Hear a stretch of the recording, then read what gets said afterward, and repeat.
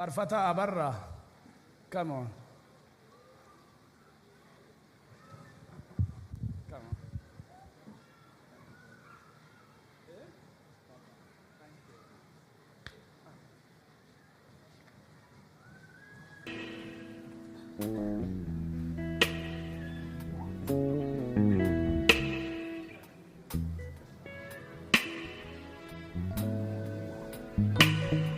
God is ministering to this very famous spiritual singer called Abera Gudeta.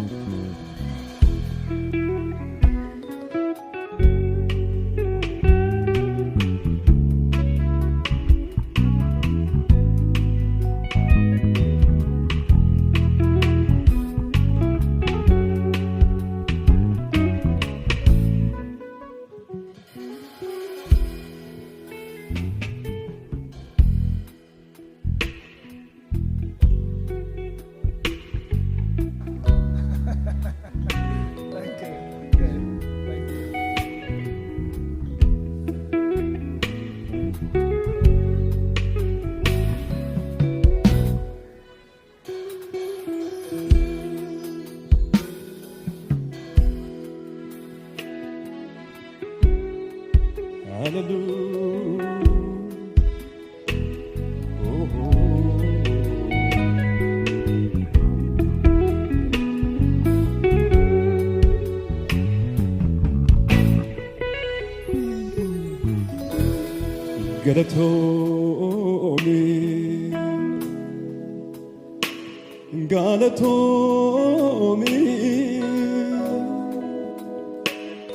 Galatomi Jesus Galatomi Galatomi Galatomi Galatomi Galatomi Galatomi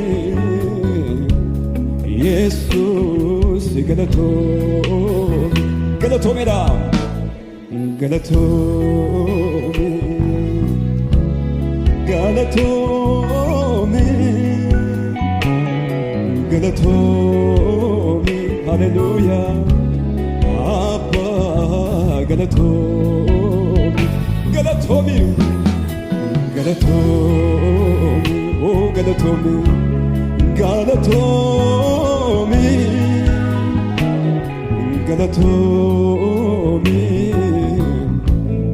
Jesus Galatomi Galatomi Galatomi Galatomi Galatomi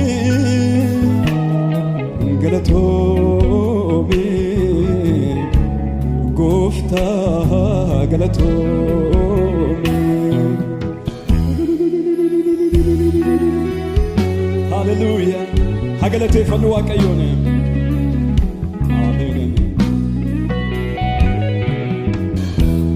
Natiadatame hidotina kafte Nama awahalame kote bola bafte Natiadatame da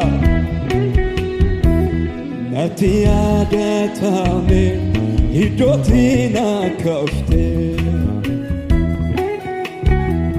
Nama awahalame kote bola bafte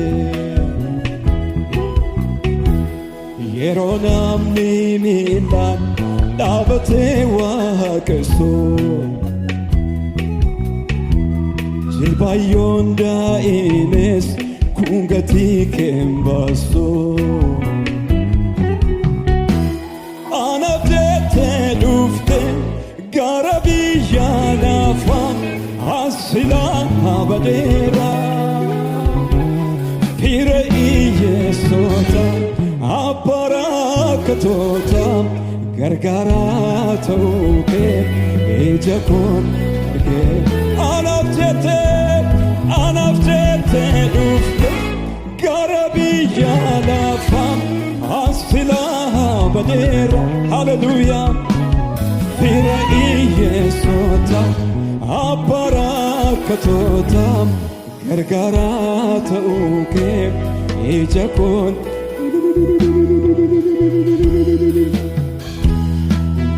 galatoomi harka keessan mirga ol kaasaati galatoomi galatoomi galatoomi galatoomi Thank you. Thank you. Yesus